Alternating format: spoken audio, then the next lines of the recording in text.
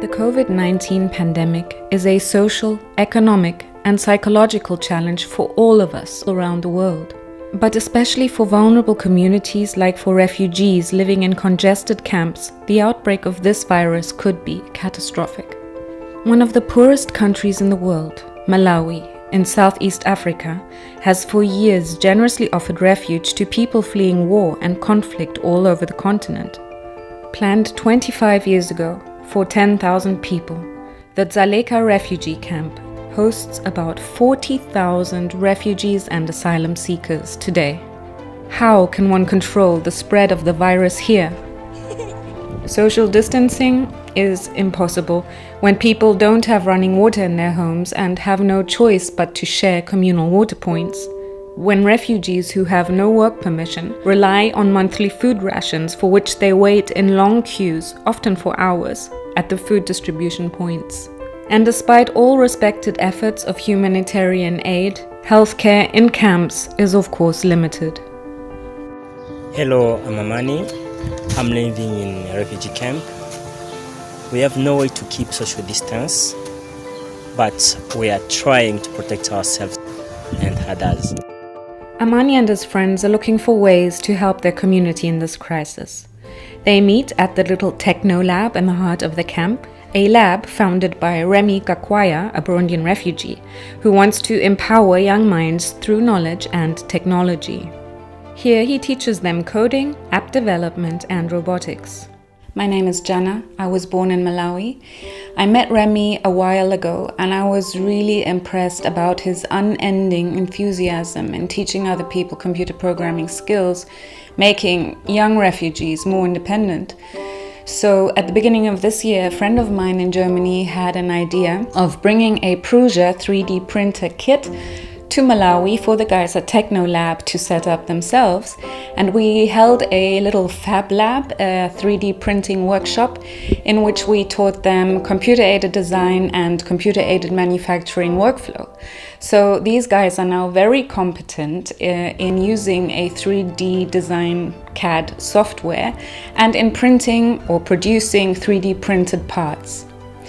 When the corona panic eventually hit Dzaleka camp, Remy and his students immediately had the idea of 3D printing their own protective equipment and masks, and they sent me these videos.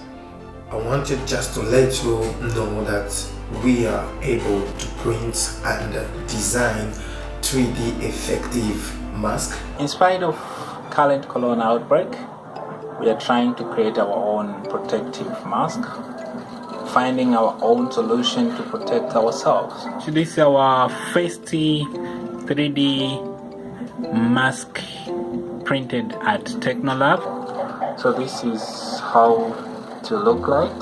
We have the two things here we put here, you put on your ears. So they've been testing various certified prototypes that are being used in Europe, and they're looking for the most effective and material-efficient solutions for face shields, face masks, accessories and helpful protective equipment for the camp inhabitants, for aid workers and even the camp hospital.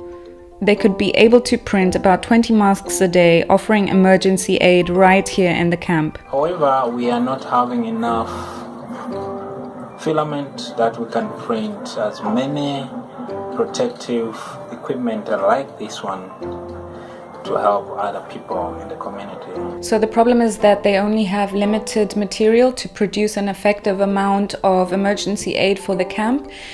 Plastic filament, gauzes, material for face shields are difficult to get, and the borders to South Africa are closed, and even from Europe, shipping is extremely expensive at the moment. So these guys can't stem this on their own. I'm in touch with people in Germany who are actually doing this kind of thing themselves. They're producing medical protective equipment for the COVID pandemic using 3D printed parts, and they've helped me to collect filament, hygienic gauzes, plastic PET sheets for the face masks, which is really, really difficult to get at the moment because it's sold out everywhere. And this is being collected, I really want to send this to the guys in Dzaleka, because they are there in the center of their own problems. They know what is needed, they know how much to produce, they could really help their community, and I truly believe that they will have an impact and make a difference. So I'm asking you to help in any small way. Just any form of support would be greatly appreciated. And we'll be so grateful if you can support us with those filaments in order to help the community. We appreciate any help. Thank you so much.